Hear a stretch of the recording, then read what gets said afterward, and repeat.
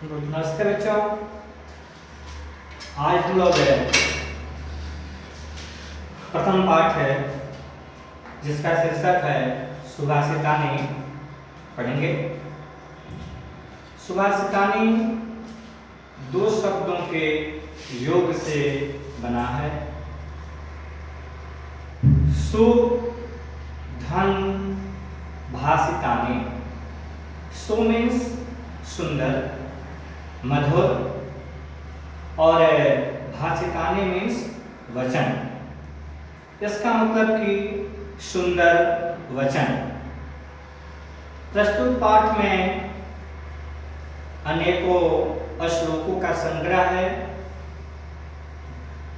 जो श्लोक पंचतंत्र नीति शतकम से लिया गया है। तो आइए हम लोग इसका अर्थ जानते हैं। गुणा गुणज्ञेषु गुणा भवन्ति ते निर्गुणं प्राप्य भवन्ति दोषः। प्रस्तुत श्लोक का हिंदी रूपांतरण क्या है? गुणा गुणज्ञेषु गुणा भवन्ति। गुणवान व्यक्तियों का गुण तभी तक अच्छा लगता है जब तक वह अच्छी संगति में हो। ते निर्गुणं प्राप्य भवन्ति दोषा। ऐसे गुण जो बुरी संगति के साथ हो जाता है तो वह बुरा हो जाता है। कैसे? तो जैसे सुस्वादु तोया प्रभवन्ति नद्यः। नदियों का जल, नदियां जब पर्वतों से निकलती है तो उसका जल बहुत ही मीठा होता है, अर्थात पीने योग्य होता है। किंतु समुद्रमा सद्यः भवन्ति पेयः। किंतु समुद्र से मिलते ही नदियों का मीठा जल खारे जल में बदल जाता है, अर्थात पीने योग्य नहीं रहता। अगला श्लोक की तरफ हम ध्यान करते हैं। साहित्य संगीत कला विहीनः साक्षात् पशुः कुछ विषाणहीनः। साहित्य, संगीत और कला से विहीन व्यक्ति पशु के समान है। इस ऐसे पशु के समान है जिनके न तो पूंछ है न तो सिंग है। तृणं न खादन्नपि जीवमानः।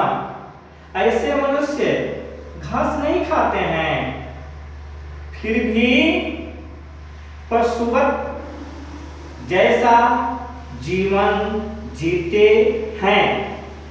तद्भाग्यधेयं परमं पशूनाम। और यही पशुओं का परम सौभाग्य है।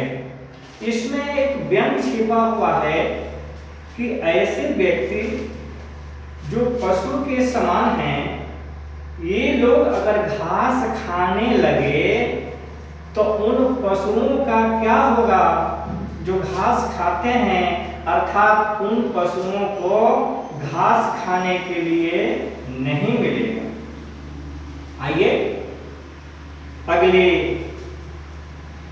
श्लोक की तरफ हम ध्यान करते हैं। लुब्धस्य नश्यन्ति यशः पिशुनस्य मैत्री। लोभी व्यक्ति का यश समाप्त हो जाता है। पिशुनस्य मैत्री, जो व्यक्ति चुगलखोर है, इधर का बात उधर, उधर का बात उधर करता है, उस व्यक्ति की मित्रता समाप्त हो जाती है। नष्ट क्रियस्य कुलम, अर्थ है जिसकी क्रिया ही नष्ट हो, जिसकी गतिविधि ही नष्ट हो, उसका कुल का नाश हो जाता है।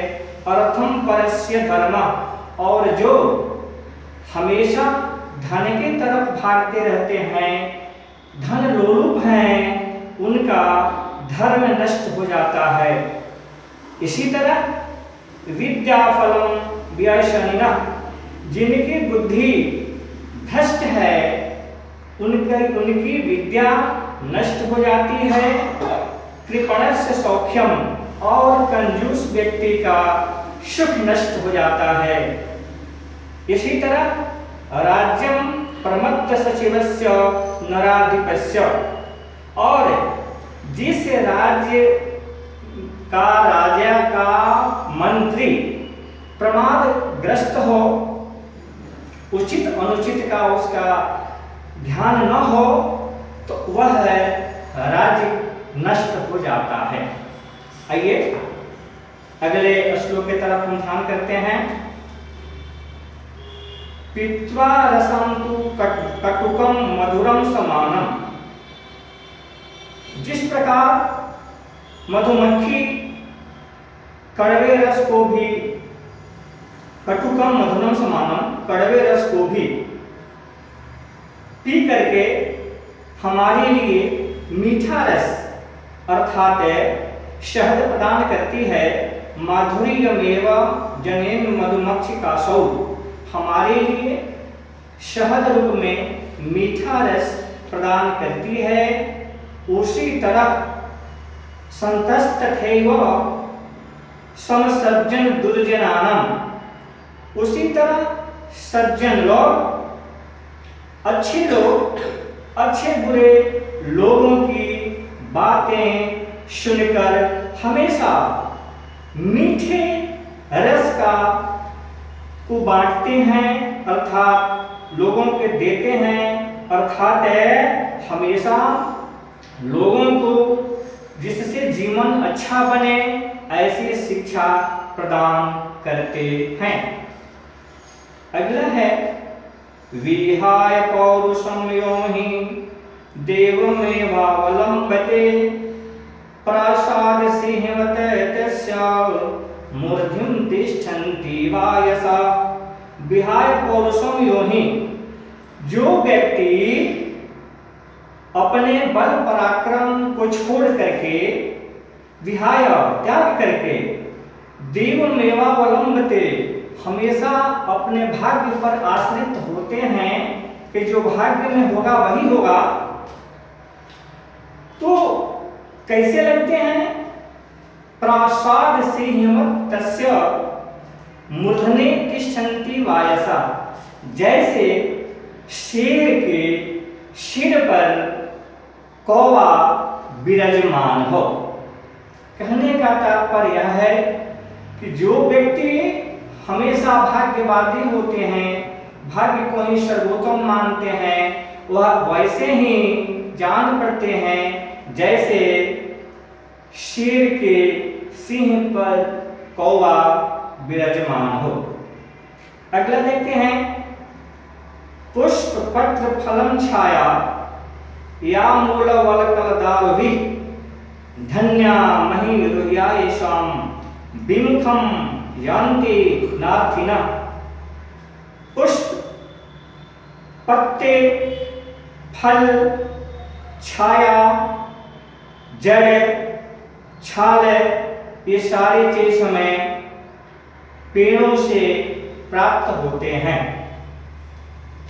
धन्या महिरुह्यायेषां, इस पृथ्वी के जीव अर्थात इस पृथ्वी पर रहने वाले जीव धन्य हैं, जो येषां विमुखम यान्ति नार्थिनः, जो इसके विपरीत नहीं सोचते हैं, नहीं जाते हैं। अगले श्लोक की तरफ हम ध्यान करें, जो अंतिम श्लोक है। चिंतनीया हि विपदाम अदावेव प्रतिक्रिया न कूपखननं युक्तं प्रादीप्ते वहिना गृहे।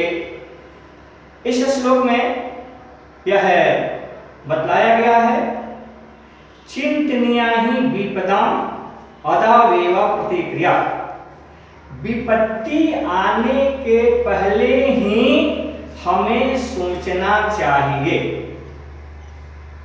चिंतनीया ही विपदा, विपत्ति आने के पहले ही हमें उसके समाधान का कोई आए ही नहीं, इस पर विचार करना चाहिए। कैसे?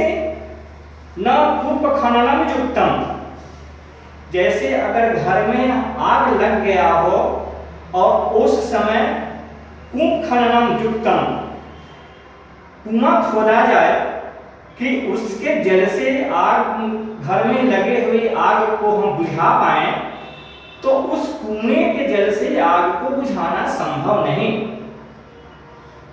अतः इसके माध्यम से यह हमें संदेश दिया गया है कि हमें किसी भी मुश्किल हालात से लड़ने के लिए पहले ही उसका उपचार करके रखना चाहिए। धन्यवाद।